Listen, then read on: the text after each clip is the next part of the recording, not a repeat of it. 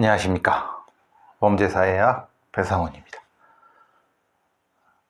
지난 앞에 8장 1에 이어서 8장 2 긴장이론입니다. 긴장이론 후반부입니다. 앞에 1에서는 머튼의 긴장이론에 대한 얘기, 드리켐가의 문화를 보는 시각 차이, 그리고 이제 코헨의 비행하의 문화, 그리고 콜러워드와 올린의 폭력 집단 같은 형태의 문화, 이런 부분 얘기 쭉 하고, 긴장이론을 통한 여러 가지 정책들에 대한 얘기 했고, 그 다음에 기타, 그러면서 두 가지, 즉 머튼의 표 5가지 그 적응 유형, 그리고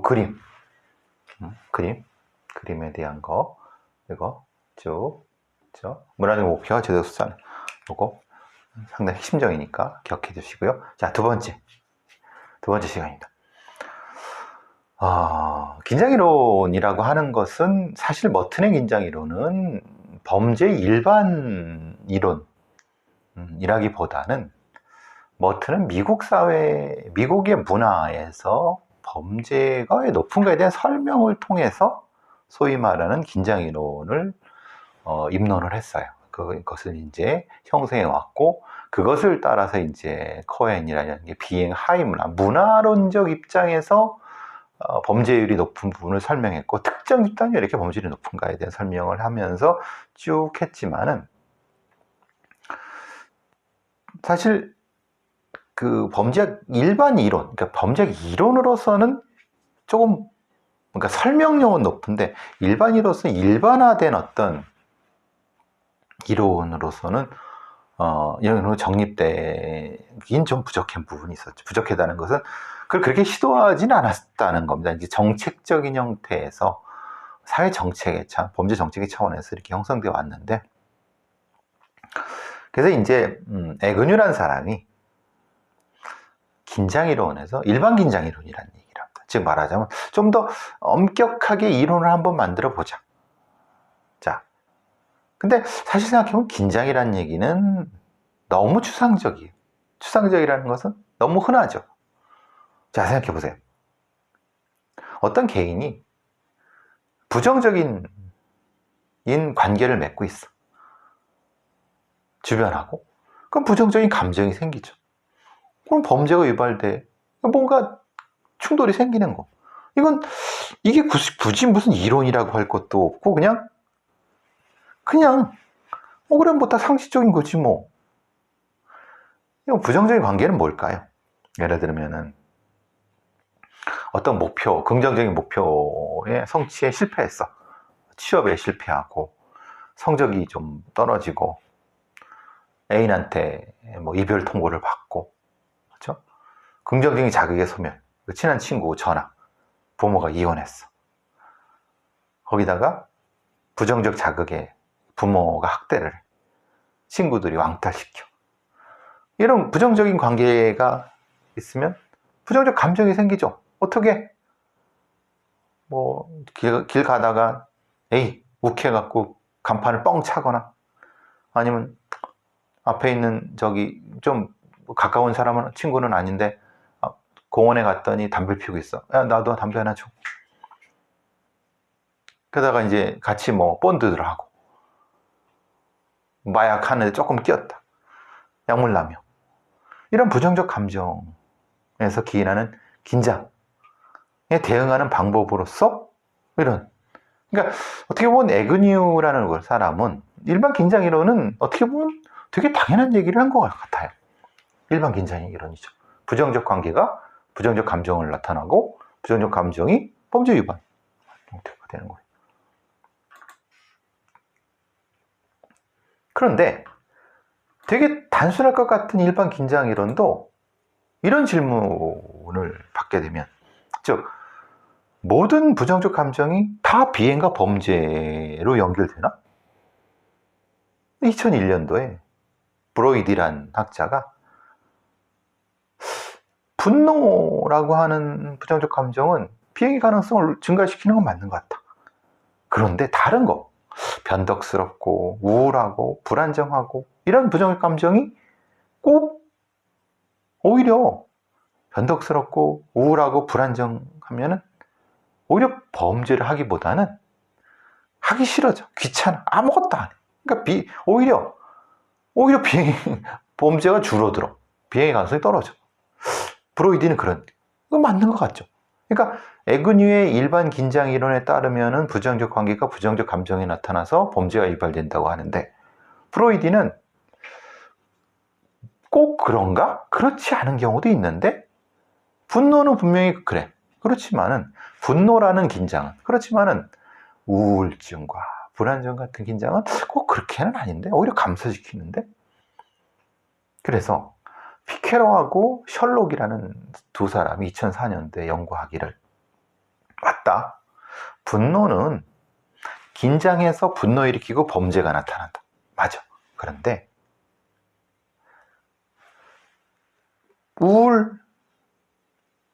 그러니까 분노해서 우울해갖고 범죄를 일으키냐? 아니, 범죄가 안 돼. 범죄가 아니라 범죄가 또 줄어. 아무것도 하기 싫어. 오히려 더 위축이 돼. 피케로와 셜록의 얘기입니다. 맞지 않을까요? 그 설명이?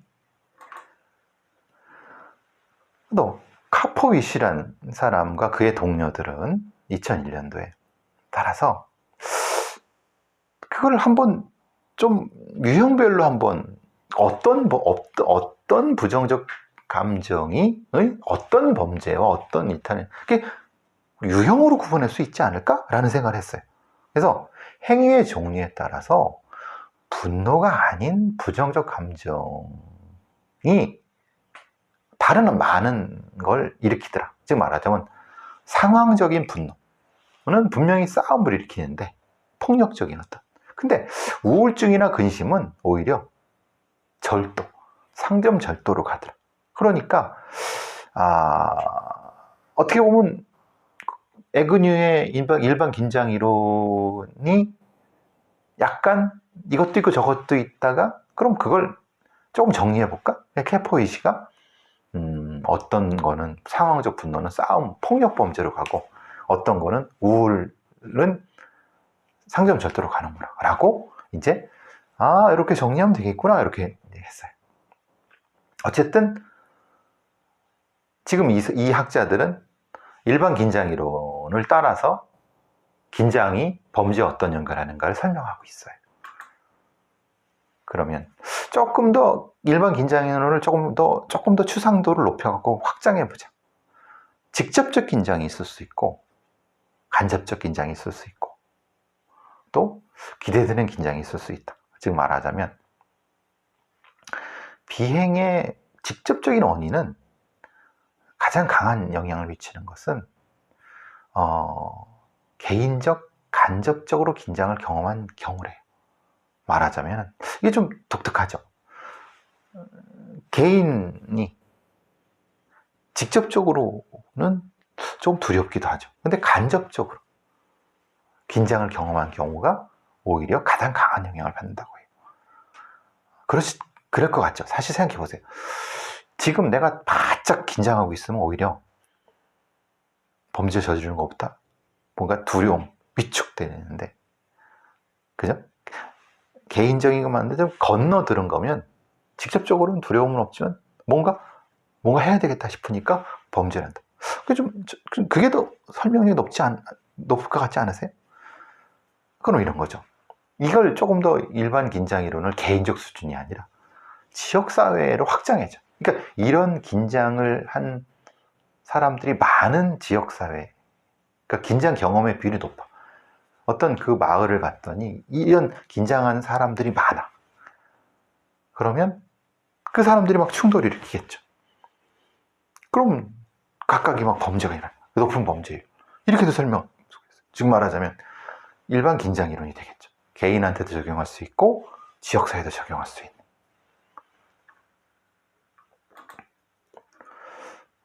그래서 그러면 조금 더 변형을 시켜보자. 일반 긴장 이론을. 이제 에그뉴부터 계속 이제 요렇 거고 저렇 거고 이제 유형을 분류하고 만들고 막 이렇게 해서 비행 범죄를 이야기하는 긴장과 그렇지 않은 긴장을 구별해보자. 그러니까 비행 범죄를 야기하는 긴장은 이런 거죠. 다른 사람에 의해 야기됐고 부당하고 고의적인, 그 다음에 심각하고 오래 지속되며 최신의 것이고 집중된 긴장, 낮은 사회 통제에서 기인하거나 이와 관련된 긴장, 불법적인 대응 전략에 의존하도록 하는 압력이나 장력, 요거는 비행과 범죄를 일으키는 긴장이죠. 그래서 긴장 상황에서 범죄로 이어지는 개인적 특징도 있어요. 그러니까 모든 사람이 다 긴장 상황에서 범죄로 이어지지는 않아요. 부정적 정서가 높은 사람, 통제력이 얕은 사람, 이건 분명히 어떤 사람, 모든 사람한테 긴장을 다 줘도 특히 부정적 정서가 높고 통제력이 낮은 사람은 범죄를 할 확률이 높은 거죠.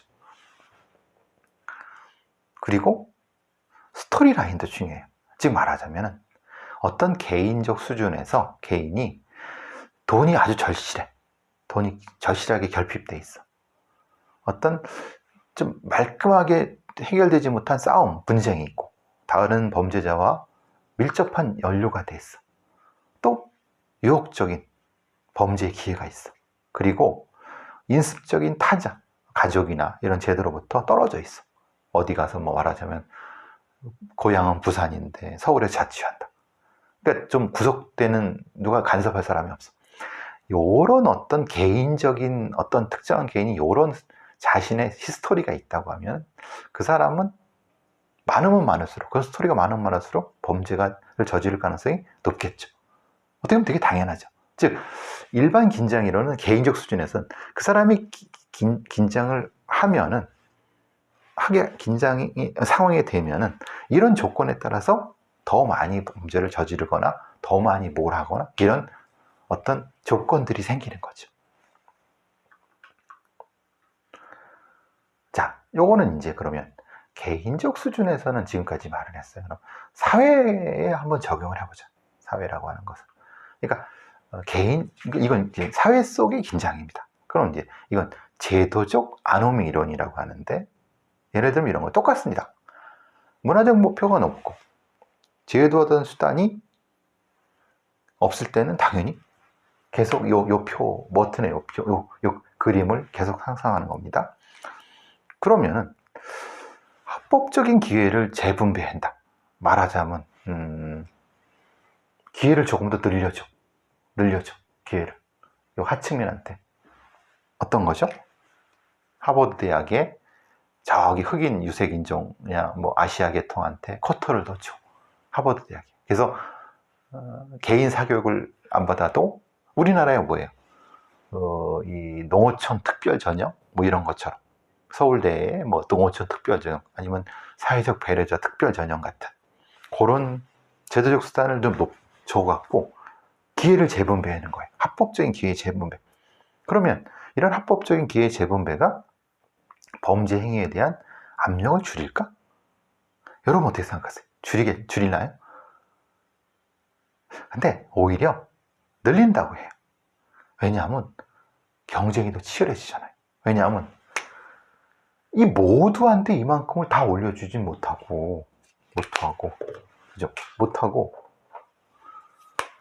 소수한테, 그러니까 이걸 원하는 사람은 이만큼인데 실제로 던져주는 거는 요만큼을 던져주잖아요. 그러면은 이 사람들이 요 작은 걸 얻기 위해서 더 치열하게 경쟁하겠죠.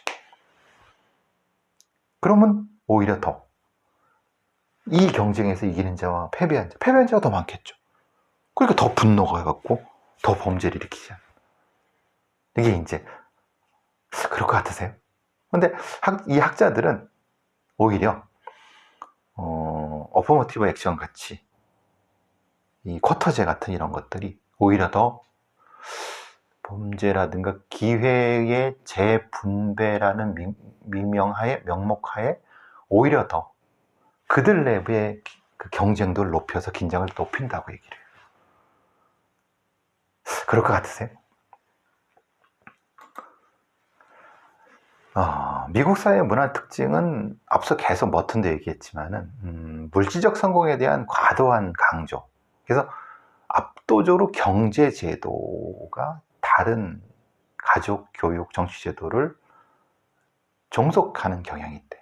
왜냐하면 뭐 되게 어떻게 보면 당연하죠. 당연하다는 건 미국은 이민 사회이기 때문에, 이민자 사회이기 때문에 전통이 없어요. 전통이 막 섞여 있죠.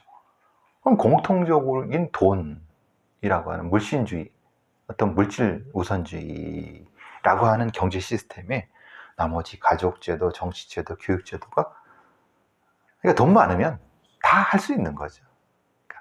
그러니까 그런 종속되는 경향이 있다는 거예요. 그러면은 반대로 해보면 되는 거 아니야, 정책을. 어떻게?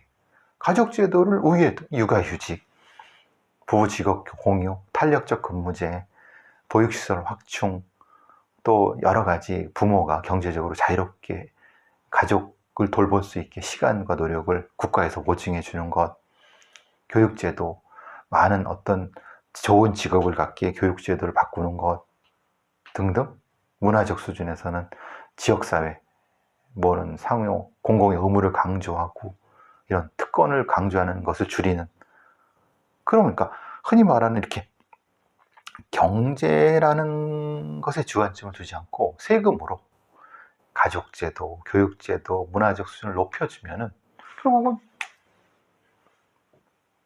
독점적인 문화적 목표로서의 돈의 지위가 떨어지니까 이게 이 간극이 줄어들 거 아니냐 라고 생각할 수도 있는 거죠. 그죠? 그럼 사회적 긴장을 줄일 수 있다는 거예요. 그런가요? 그래서 한번 연구해 봤어요. 챔블린과 코크란이라고 하는 사람이 1995년에 이런 연구를 했어요. 더 높은 교회, 그러니까 어떤 특별한 도시에 교회를 많이 다녀. 이혼율이 낮아. 높은 투표율을 가졌어. 그랬더니 그런 마을은 재산 범죄율이 낮더라. 즉, 비경제적 제도의 영향력이 높아지면 범죄에 대한 경제적 어려움의 효과를 완화시키는 거예요. 그러니까 어떻게 보면 되게 당연한 말 같기도 해요. 그러니까 시골 공동체 가보세요. 시골 공동체에서는 재산 범죄가 있을 수가 없죠. 거의 없죠. 도시나 재산 범죄가 더 많죠.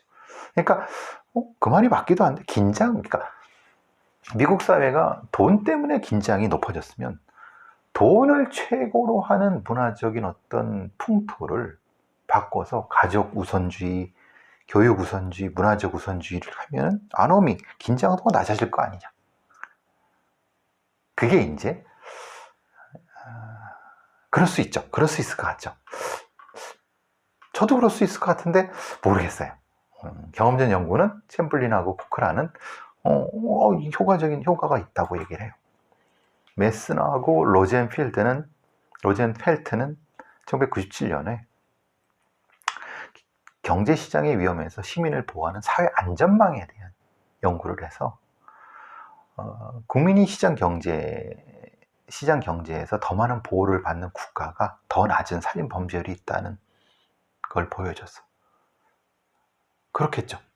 그러니까 사회 안전망이 잘 이렇게 돼 있는 데는 굳이 범죄를, 그것도 특히 폭력 범죄, 살인을 저지를 이유가 없다. 맞는 것 같기도 해요. 그리고 맞지 않겠어요? 즉, 사회적 긴장은 줄이는 것. 즉, 경제가 우선해서 돈만 찾는 것에서 도덕적이고 사회 안전망이 갖춰진 데는 범죄, 특히 폭력 범죄가 줄어드는, 긴장도가 줄어드니까 줄어드는 거 아니냐라고 이제 연구가, 메스너하고 로젠펠트가. 최근 같은 경우는 어떤 이 앞에서 말하는 기회 재분배라고 하는 것이 있는데, 즉 적법한 기회 재분배가 높은 범죄예요. 그러니까 경쟁적인. 근데 최근에는 꼭 그렇지만은 않대요. 오히려 적법한 기회 재분배를 좀 더 많이 하는 거겠죠. 그래서 적법한 기회 재분배가 오히려 특히 사회 구조에서의 기회 불균형이 존재할 때 범죄율이 크다는 거예요. 그러니까 기회 불균형이 범죄가 높다. 그러니까 이제 앞으로 가는 거죠. 기회의 불균형을 줄이면은 범죄가 낮아진다. 그렇게 되겠죠. 그렇지 않겠습니까? 자, 긴장이론은 어떻게 보면 결론 내리겠습니다. 현재 긴장이론은 어떻게 보면 범죄에 대한 사회 구조적인 접근입니다.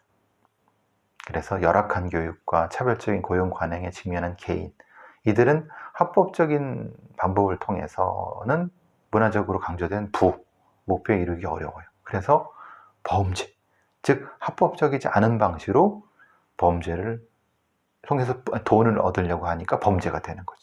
이게 머튼의 얘기죠. 개인적인 제도적인 수준에서 범죄의 원인을 밝히려고 하는 게 개인적인 수준, 이제 일반 긴장이론, 그리고 제도적 아노미론입니다. 아까 그 말씀드린 거고요. 여러 가지 이제 긴장이론에 대한 얘기를 말씀드렸어요. 근데 근본적인 질문 마치기 전에 이런 게 나오죠. 그러면 모든 인간한테 동일하게 기회를 줘야 되나? 꼭 그래야 되나? 즉, 인간의 재능이 모두 같지 않다고 하면은 모든 개인한테 동일한 기회를 제공하는 것 자체가 모순 아닌가? 그렇게 질문할 수도 있겠죠. 상당히 이 긴장이론 파트는, 오늘 8장은 철학적인 의문으로 이제 문제 제기하네요. 여러분 어떻게 생각하세요? 자, 퀴즈를 안 냈네요. 합법적인 기회 재분배는 범죄를 줄일 것인가? 여러분의 의견 한번 써주세요. 퀴즈 3입니다. 합법적인 기회 재분배. 어퍼머티브 액션 같이 학교 쿼터제, 명문대학 쿼터제라든가 뭐 이런 기회 재분배는 범죄를 줄일까요? 줄인다는 연구 결과도 있고 그렇지 않나요? 여러분은 어떻게 생각하세요? 여러분의 의견을 한번 듣고 싶어요. 자, 긴장이론은 여기까지 하도록 하겠습니다. 퀴즈가 앞 1부에서 2개, 여기서 하나, 3개입니다. 자, 앞으로 계속 비대면 강의로 갈지, 간다고 하는데, 상황이 좋아지면은 달라질 수도 있지만, 어쨌든, 여러분, 좀 이렇게 불편하시더라도, 이렇게 공부하도록 하죠. 자, 긴장이론 여기서 마치도록 하겠습니다. 감사합니다.